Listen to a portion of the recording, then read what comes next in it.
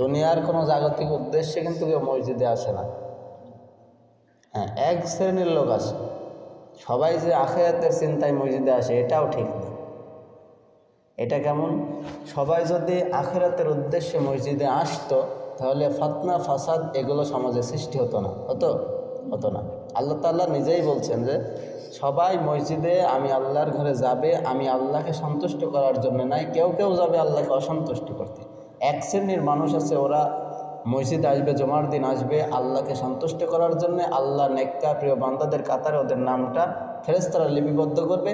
আরেক শ্রেণীর মানুষ আছে যাদের নামটা বদকারদের কাতারে লিপিবদ্ধ করবে, নাউজুবিল্লাহ। এক শ্রেণীর মানুষ আছে ওরা জুমার দিন আসবে সওয়াব নিয়ে বাড়ি ফিরে যাবে, আরেক শ্রেণীর মানুষ আছে ওরা জুমার দিন আসবে গুনাহ নিয়ে বাড়ি ফিরে যাবে। তাহলে মসজিদ ভালো জায়গা, এখানে আসলেই সওয়াব হবে এমনটা নয়, যদি নিয়ম শৃঙ্খলা বজায় না রাখতে পারে। দুনিয়ার বিভিন্ন জায়গা ওইখানে নিয়ম শৃঙ্খলা যাই হোক না হোক, মসজিদ আল্লাহর ঘর, এখানে বেয়াদবিমূলক আচরণ করার সুযোগ কারো নেই, এমনকি ইমামেরও নেই। কারণ মসজিদ আল্লাহর ঘর আফদলুল মাকান, পৃথিবীর মধ্যে সর্বশ্রেষ্ঠ জায়গা হচ্ছে মসজিদ, সুবহানাল্লাহ। এই জায়গায় শুধুমাত্র আল্লাহর কথা চলবে, আল্লাহর আইন কানুন চলবে।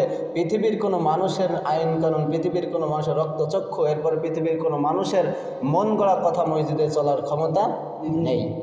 যে চালাতে চাইবে সেই আল্লাহর ভাষায় যাবে।